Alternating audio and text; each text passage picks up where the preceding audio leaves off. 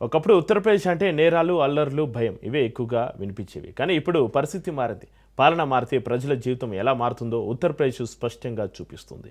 యోగి ఆదిత్యనాథ్ సీఎంగా వచ్చిన తర్వాత రాష్ట్రంలో శాంతి భద్రతలపైన కఠిన నిర్ణయాలు, చట్టానికి భయపడే వాతావరణం ఏర్పడింది. కానీ చట్టం కఠినంగా మారినప్పుడు తప్పు చేసే వాళ్ళు కూడా తమ మార్గాలు మార్చుకుంటారు అన్నట్లు ఒకప్పుడు బహిరంగంగా రెచ్చిపోయిన మతోన్మాద శక్తులు ఇప్పుడు నెమ్మదిగా పిల్లల్ని లక్ష్యంగా చేసుకుంటున్నారు.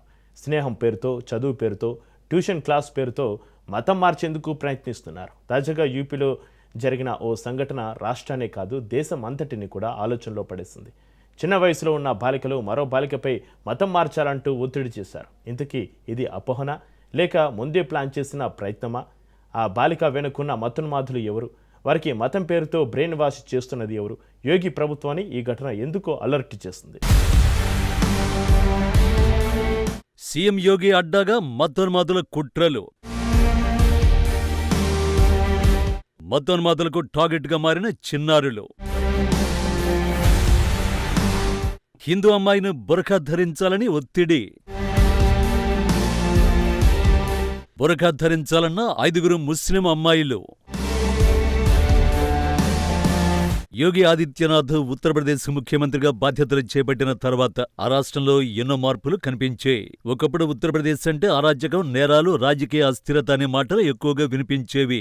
కానీ యోగి ఆదిత్యనాథ్ సీఎంగా వచ్చిన తర్వాత ముందు ఉన్న యూపీ ఒకలా, ఇప్పుడున్న యూపీ మరోలా ఉందన్న అభిప్రాయం ఏర్పడింది. ప్రజల ఆలోచనలనే కాదు, పాలనలో కూడా మార్పు వచ్చింది. శాంతి భద్రతలు, ఆర్థికాభివృద్ధి, సామాజిక స్థిరత్వం వంటి అంశాల్లో ప్రభుత్వం కఠినంగా వ్యవహరిస్తోంది. రాజు మారితే రాజ్యం మారుతుంది అన్నట్లు యూపీ రూపురేఖలే యోగి వచ్చిన తర్వాత పూర్తిగా మారిపోయాయి. ముఖ్యంగా మతం పేరుతో అల్లర్లు, హింస సృష్టించే వారిపై ప్రభుత్వం కఠినంగా వ్యవహరిస్తోంది.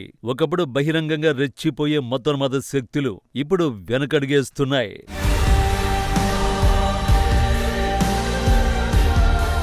అయితే కాలం మారితే పద్ధతులు మారుతాయన్నట్టు ఇప్పుడు కొందరు మతోన్మాదులు తమ దారిని మార్చుకుని మైనర్లను, ముఖ్యంగా బాలికలను లక్ష్యంగా చేసుకుంటున్నారు. బలవంతంగా లేదా మోసం ద్వారా మతం మార్చే ప్రయత్నాలు జరుగుతున్నాయి. ఈ నేపథ్యంలో ఉత్తరప్రదేశ్లో ఇటీవల చోటు చేసుకున్న ఓ ఘటన రాష్ట్ర వ్యాప్తంగా చర్చనీయాంశంగా మారింది. మొరాదాబాద్ జిల్లా బిలారి ప్రాంతంలో చిన్న వయస్సులో ఉన్న ఓ హిందూ మతానికి చెందిన బాలికపై మతం మార్చాలని ఒత్తిడి తెచ్చారు. అలా ఒత్తిడి చేసిన వారు కూడా మైనర్ బాలికలే కావడం ఈ ఘటనను మరింత సున్నితంగా మార్చింది. ఒకే పాఠశాలలో చదవడం, ఒకే ట్యూషన్కు వెళ్లడం వల్ల వారి మధ్య స్నేహం ఏర్పడింది. మొదట్లో అది సాధారణ స్నేహంగానే మొదలైనప్పటికీ ఆ స్నేహమే క్రమంగా ప్రభావం, ఒత్తిడిగా మారింది.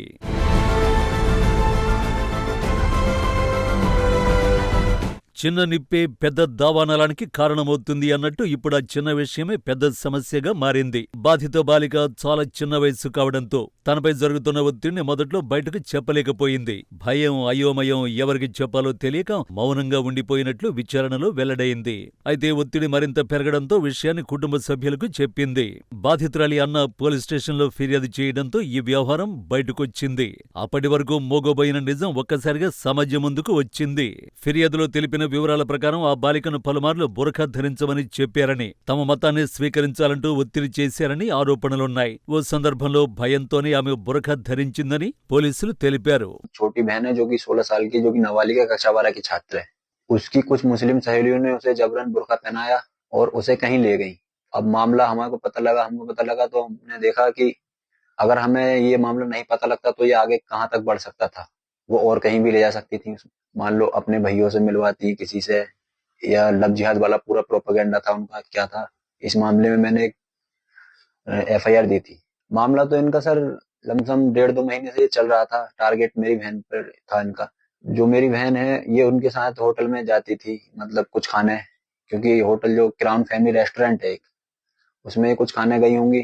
इन्होंने वहां पर कुछ ऐसा मिला दिया जिसकी वजह से मेरी बहन का ब्रेन चेंज हो गया थोड़ा, या माइंड वॉश कह सकते हैं आप, इस टाइप से।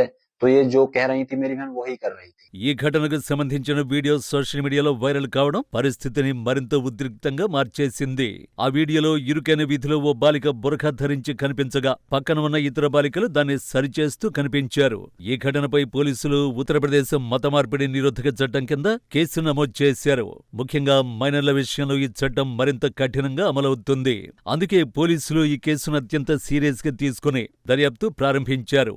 చట్టం ముందు అందరూ సమానమే అన్న సూత్రంతోనే విచారణ కొనసాగుతున్నట్లు అధికారులు చెబుతున్నారు. ఫిర్యాదు అందగానే కేసు నమోదు చేసినట్లు గ్రామీణ ఎస్పీ కున్వర్ ఆకాష్ సింగ్ తెలిపారు. ఈ ఘటన వెనుక అసలు ఉద్దేశం ఏమిటి, నిజంగా బలవంతం జరిగిందా లేక పిల్లల మధ్య అపోహల వల్ల జరిగిందా అనే అంశాలను అన్ని కోణాల్లో పరిశీలిస్తున్నామని చెప్పారు. నిందితులుగా పేర్కొన్న 5 బాలికలందరూ మైనర్లు కావడంతో జువెనైల్ చట్టాల ప్రకారం విచారణ జరుపుతున్నామని తెలిపారు. అయితే నేరం నిరూపితమైతే చట్టపరమైన చర్యలు తప్పవని కూడా హెచ్చరించారు. कोचिंग में ट्यूशन पढ़ने के लिए जा रही थी, वहाँ पे की कुछ लड़कियां हैं। మరోవైపు ముఖ్యమంత్రి యోగి ఆదిత్యనాథ్ అధికారంలోకి వచ్చినప్పటి నుంచి అక్రమ మత మార్పిడులపై ప్రభుత్వం కఠిన వైఖరి అవలంబిస్తోంది. మతం ప్రతి వ్యక్తికి వ్యక్తిగతమైన విషయం అయినప్పటికీ బలవంతం లేదా మోసం ద్వారా మతం మార్చడం అన్యాయమని ప్రభుత్వం పలుమార్లు స్పష్టం చేసింది. యోగి ఆదిత్యనాథ్ నాయకత్వంలోని ఈ చట్టాన్ని కఠినంగా అమలు చేస్తున్నారని అధికారులు అంటున్నారు. మహిళలు, మైనర్లు లక్ష్యంగా జరిగే ఘటనల విషయంలో రాజీ పడేది లేదన్న సందేశం స్పష్టంగా వెళుతోంది. మరోవైపు ఈ ఘటనపై సమాజంలో విస్తృత చర్చ జరుగుతోంది. స్నేహం పేరుతో పిల్లలపై మతపరమైన ఒత్తిడి తేవడం ఎంతవరకు సమంజసమన్న ప్రశ్నలు తలెత్తుతున్నాయి. తల్లిదండ్రులు తమ పిల్లలపై మరింత శ్రద్ధ పెట్టాల్సిన అవసరం ఉందని పలువురు అభిప్రాయపడుతున్నారు. పాఠశాలలు, ట్యూషన్ కేంద్రాలు కూడా పిల్లల ప్రవర్తనపై అప్రమత్తంగా ఉండాలన్న సూచనలు వినిపిస్తున్నాయి. ఇల్లు కాపాడుకుంటే ఊరు కాపాడుకుంటుంది అన్నట్టు కుటుంబ స్థాయిలో జాగ్రత్తలు తీసుకుంటే సమాజం బలపడుతుందన్న భావన వ్యక్తమవుతోంది. మొత్తానికి ఈ ఘటన ఒక ప్రాంతానికి పరిమితం కాకుండా మొత్తం సమాజానికి ఒక హెచ్చరికగా మారింది. మైనర్ల విషయంలో నిర్లక్ష్యం తగదని, చట్టం తన పని తాను చేస్తుందని ఈ ఉదంతం మరోసారి గుర్తు చేస్తోంది. తప్పు ఎవరిదైనా శిక్ష తప్పదన్న సందేశం స్పష్టంగా వెళుతోందని పలువురు అంటున్నారు. భవిష్యత్తులో ఇలాంటి ఘటనలు పునరావృతం కాకుండా ప్రభుత్వం, సమాజం కలిసి ముందుకు సాగాల్సిన అవసరం ఉందన్న అభిప్రాయం బలంగా వినిపిస్తోంది.